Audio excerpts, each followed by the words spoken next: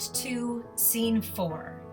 Enter Benvolio and Mercutio, a street in Verona. Where the devil should this Romeo be? Came he not home tonight? Not to his father's. I spoke with his man. Why, that same pale, hard-hearted wench, that Rosaline, torments him so that he will sure run mad. Tybalt, the kinsman to old Capulet, hath sent a letter to his father's house. Challenge on my life. Romeo will answer it. Any man that can write may answer a letter. Nay, he will answer the letter's master, how he dares, being dared. Alas, poor Romeo, he is already dead, stabbed with a white wench's black eye, run through the ear with a love song, the very pin of his heart cleft with the blind bow boy's butt shaft. And is he a man to encounter Tybalt? Why, what is Tybalt? More than Prince of Cats. Oh, he's the courageous captain of compliments. He fights as you sing prick song, keeps time, distance, and proportion. He rests his minimum rests, 1, 2, and third in your bosom, the very butcher of a silk button, a duelist, a gentleman of the very first house of the first and second cause. Ah, the immortal passado, the punto reverso, and hi! The what?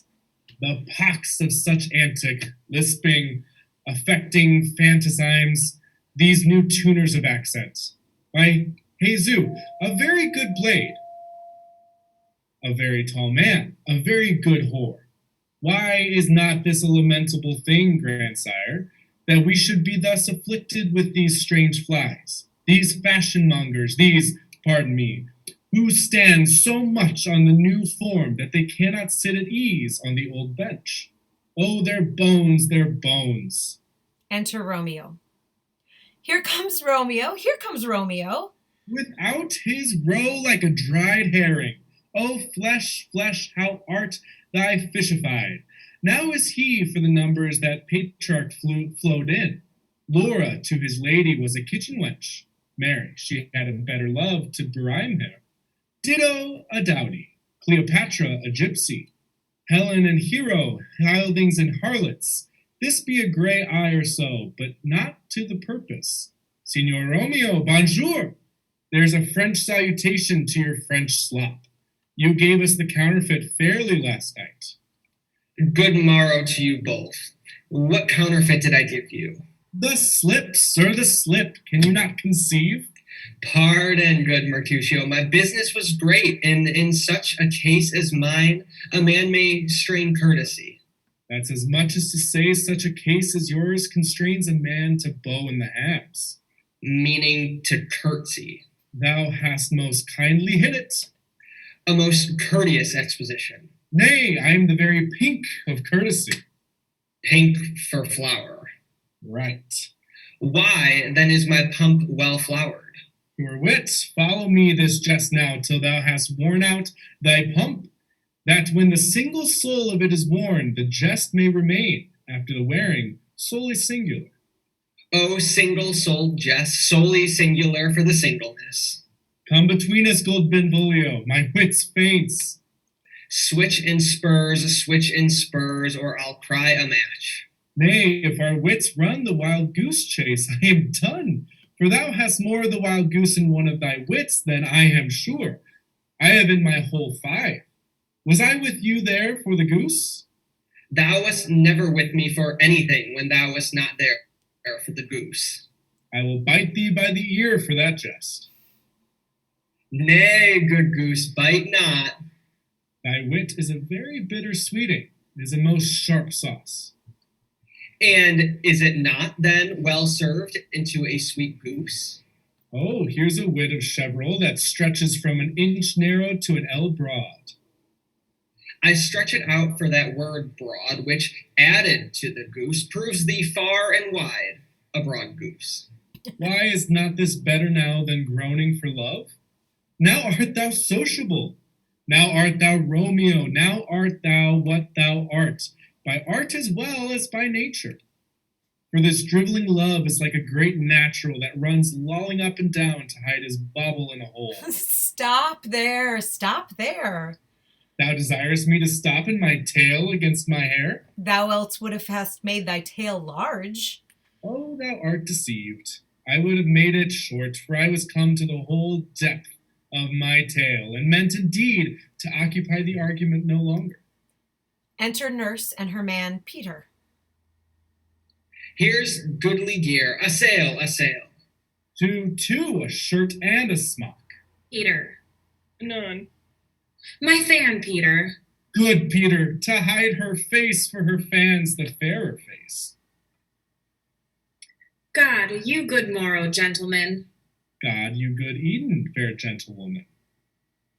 Is it good Eden?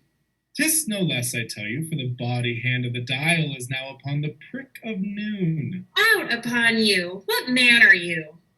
One gentlewoman that God hath made himself to mar. By my troth, it is well said, for himself to mar, quoth he. Gentlemen, can any of you tell me where I might find the young Romeo?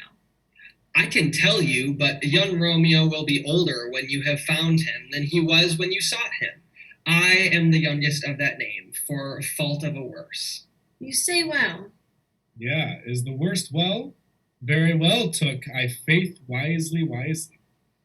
If you be he, sir, I desire some confidence with you. She will indict him to some supper. Abad, Soho! What hast thou found? No hare, sir, unless a hare, sir, in a Lenten pie, that is something stale and hoar ere it be spent. An old hare whore and an old hare whore, it is very good meat in Lent, but a hare that is hoar is too much of a score when it whores ere it to be spent. Romeo, will you come to your father's? We'll to dinner thither. I will follow you. Farewell, ancient lady, farewell, lady. Mercutio and Benvolio exit. I pray you, sir, what saucy merchant was this that was so full of his ropery? A gentleman, nurse, that loves to hear himself talk and will speak more in a minute than he will stand up or stand to in a month. And he speak anything against me, I'll take him down. And if he were lustier than he is, and 20 such jacks. And if I cannot, I'll find those that shall. Scurvy knave. I am none of his flirt gills. I am none of his skeins mates. And thou must stand by too, and suffer every knave to use me at his pleasure. I saw no use. I saw no man use you at his pleasure. If I had, my weapon should quickly have been out. I warrant you, I dare draw as soon as another man, if I see occasion in a good quarrel, and the law on my side. Now, afore God, I am so vexed that every part about me quivers. Scurvy knave. Pray you, sir, a word. And as I told you, my young lady bid me inquire you out. What she bid me say, I will keep to myself. But first, let me tell you, if you should lead her in a fool's paradise, as they say, it were a very gross kind of behavior, as they say.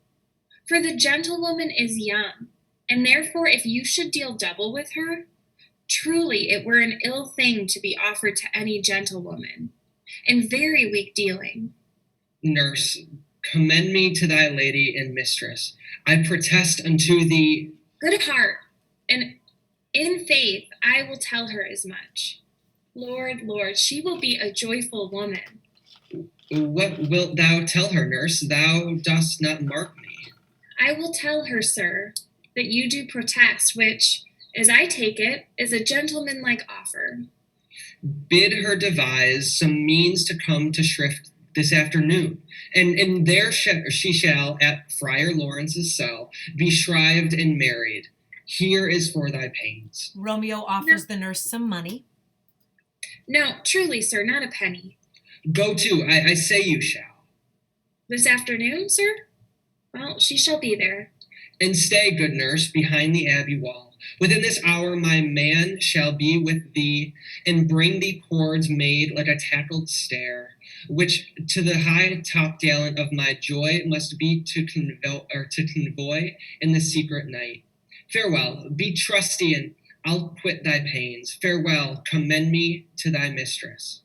Now God in heaven bless thee. Hark you, sir. What sayest thou, my dear nurse? Is your man secret?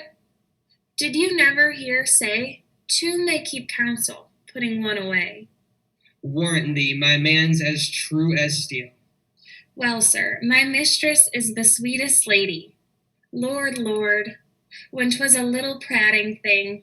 Oh, there is a nobleman in town, one Paris, that would fain lay knife aboard. But she, good soul, had as lief see a toad, a very toad, as see him.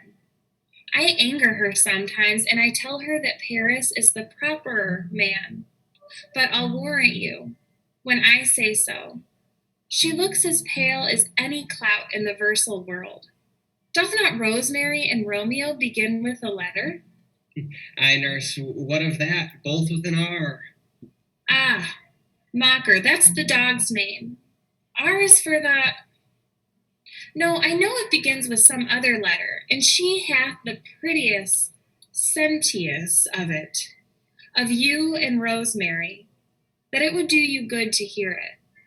Commend me to thy lady. Aye, 1,000 times. Peter, Anon. before and apace. And they all exit. End of scene 4.